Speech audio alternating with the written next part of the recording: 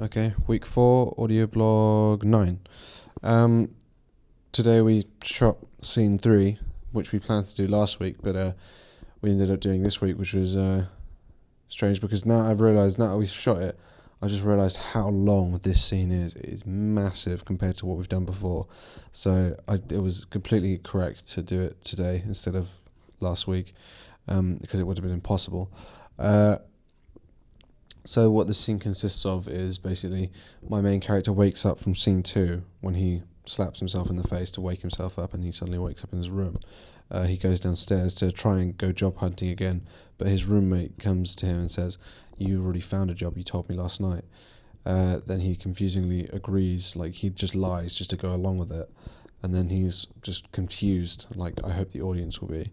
And then he goes downstairs to his van, and he opens the boot, and so there's a dead body inside there, and he like panics, completely panics, and like shuts the door, like disoriented, and like stumbles back to his room, and like starts crying by his bed, and that's why we had to stop filming, because something that happened, which I'm very likely going to have to get used to, was that we were running out of time.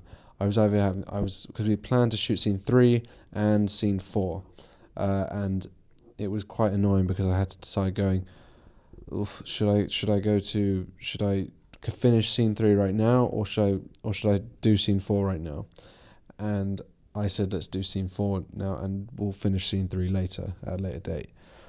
This was a very stupid decision, because when we got to the location, which we were filming at night, and I had planned to have, well, let me just tell you what the scene consists of. It's my main character drives into this abandoned junkyard, and he drives his van in there, and I had planned to use the van headlights to light up the scene, but it wasn't good enough. It didn't work. When we tried to film the scene, it just looked awful, so grainy. I could barely see my actor. Lighting was having to change. I was having to move the lighting around all the time with a torch, so I could focus on different things. It was just awful. So I'd wasted our chance to finish scene 3 that day, annoyingly. And when I just deleted the footage because I just thought, oh god, this is unusable.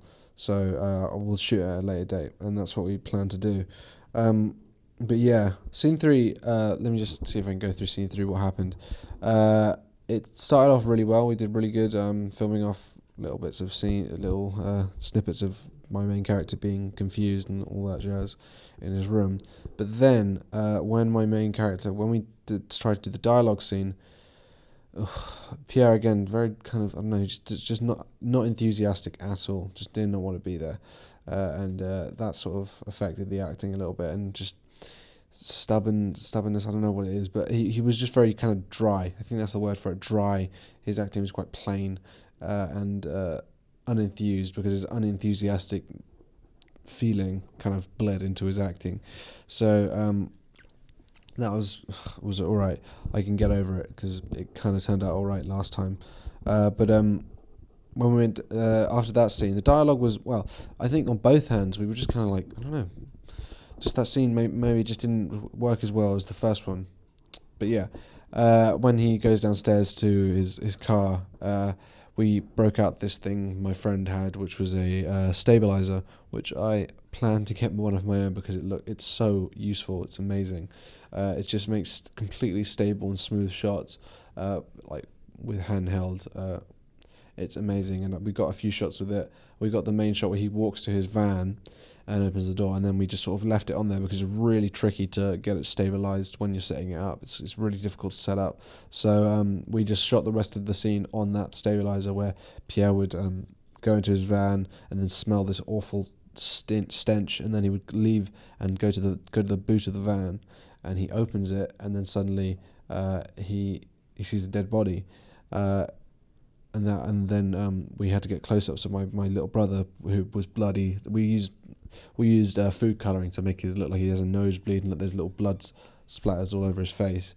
And it turned out really well. We then put it back on the stabilizer after we put it on the tripod, put it back on the stabilizer, and then had my DP Lorcan like really wobbly, like change the camera angle, like as he was walking, as Pierre was walking back to his house.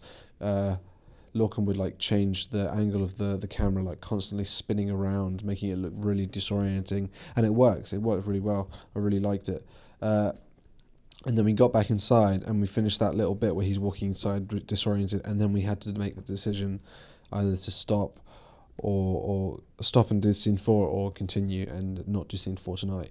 And then, like I said, scene 4, I wanted to do it, and then it just turned out horribly. So to fix this night problem, this low light problem, I'm planning to shoot it in daytime. It doesn't really make a whole lot of sense in context of the story, because I don't think you would bury a body in daytime. But the location we're shooting at is so closed off. I think we might be able to get away with it. But yeah, that is was that 9? I think it was 9. I think that was 9. Yeah. Okay. Audioblog 9. Week 4 done.